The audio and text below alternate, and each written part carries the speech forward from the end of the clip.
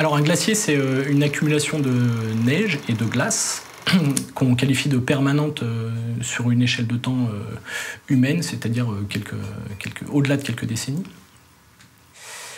Et c'est donc une accumulation de glace qui s'écoule sous l'effet de son propre poids. Alors les calottes, et notamment les calottes polaires, sont un cas particulier finalement de glacier, dans la mesure où ils sont composés exactement de la même chose, mais où, à l'inverse d'un glacier qui lui va avoir un écoulement chenalisé au sein de la vallée dans laquelle il va s'écouler, au niveau d'une calotte, on aura un écoulement qui peut se faire dans toutes les directions, dans la mesure où les calottes, elles sont généralement sur des reliefs relativement plans, et il y a aussi la notion de taille qui peut les différencier de ces glaciers, à savoir qu'en général, les calottes, et notamment les calottes polaires, ont des extensions beaucoup plus importantes que les glaciers de montagne.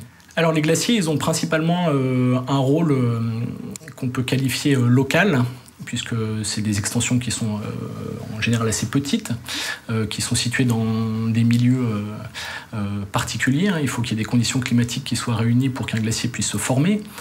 Et donc on les trouve principalement dans les régions de montagne. C'est là effectivement où ils peuvent avoir un rôle assez important en termes de ressources en eau principalement.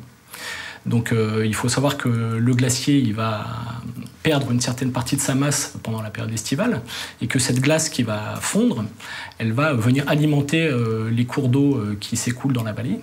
Et du coup, l'eau qui provient du glacier peut représenter une certaine contribution et par endroits non négligeables du débit des rivières qui s'écoulent dans les vallées et qui sont utilisées pour aussi bien l'irrigation que pour la production hydroélectrique ou tout simplement pour la consommation d'eau potable.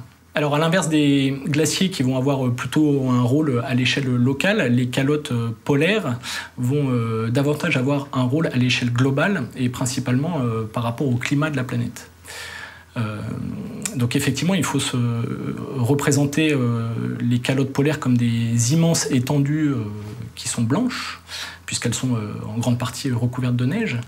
Et de ce fait, leur surface va réfléchir une certaine partie du rayonnement solaire incident qui arrive à la surface de la planète. Et donc, comme ces surfaces sont très blanches, il y a une très grande partie de cette énergie solaire qui va être réfléchie vers l'atmosphère et vers l'espace. Donc les grandes calottes, elles ont un rôle à ce niveau-là dans la régulation du fonctionnement du climat de la planète.